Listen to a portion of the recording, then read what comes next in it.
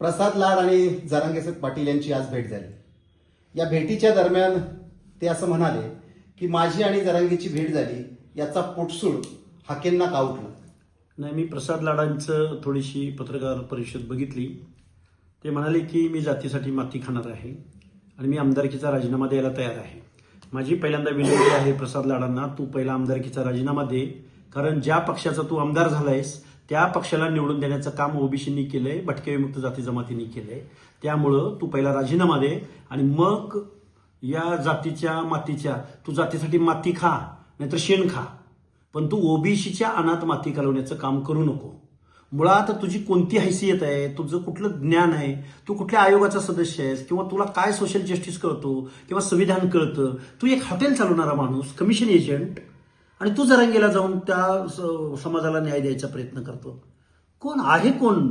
प्रसाद लाड हा कॉर्पोरेट मधला एक पैसे कमवणारा एजंट आहे, हॉटेल व्यावसायिक आहे।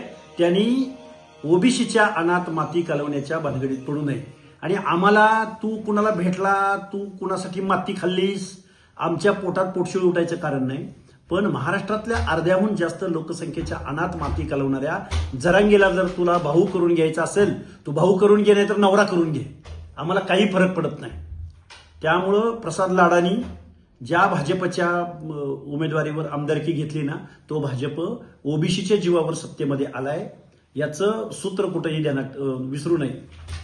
आज तुमचा बुलढाणा दौरा होतोय, काय? नाही, आम्ही जातनिहाय जनगणना झाली पाहिजे, ओबीसींना न्याय भेटला पाहिजे, सामाजिक न्याय, ओबीसींचं आरक्षण गेलंय, ओबीसीमध्ये जनजागृती निर्माण झाली पाहिजे आणि ओबीसींच्या वेगवेगळ्या जात समूहामध्ये एकीची वज्रमूळ झालीच पाहिजे। यासाठी आम्ही 100 सभांची घोषणा केलेली आहे आणि त्या घोषणांचा एक भाग म्हणून देऊळगाव राजामध्ये 2-3 सभा आणि सिंदखेड राजामध्ये 2-3 सभा, अशा आम्ही मातृतीर्थ मा जिजाऊंच्या जन्मभूमीमध्ये या सभा घेत आहोत आणि ओबीसी बांधवांशी संवाद साधत आहोत।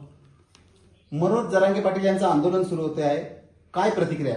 मनोज जरांगेंनी आंदोलन करावं, महिन्याला उपोषण करावं, वारी एकादशी प्रमाणे। आम्ही तर वारी एकादशीला देवाच्या भक्तीसाठी जातो, पण जरांगेंनी रोज उपोषण करावं आणि मुख्यमंत्र्यांनी रोज त्यांच्याकडे प्रसाद लाडांसारखे हॉटेल व्यावसायिक पाठवावेत, त्यांच्याशी खाजगी डील करावं, कॉर्पोरेट डील करावं। आमचं त्यांच्याशी काही देणं घेणं नाही, पण आमचं ओबीसीचं आरक्षण आज रोजी संपुष्टात आलेलं आहे। आम्ही अनेक उदाहरणं त्या दिवशी मंत्रिमंडळाच्या ओबीसी संदर्भातल्या सब कमिटी समोर मांडलेली आहेत, त्या प्रश्नावरती उत्तर देण्याचं काम करावं ही आमची विनंती राहील। आज प्रसाद लाड आणि जरांगे पाटील यांची भेट झाली, आपण त्याकडे कसं पाहता? प्रसाद लाडांनी कोणाची भेट घ्यावी आणि जातीसाठी माती खा, काय खायचं ते खा, पण ओबीसीच्या अनाथ माती घालवू नकोस। आणि आमची भेट वगैरे, तुझी भेट घ्यायला तू आहेस कोण?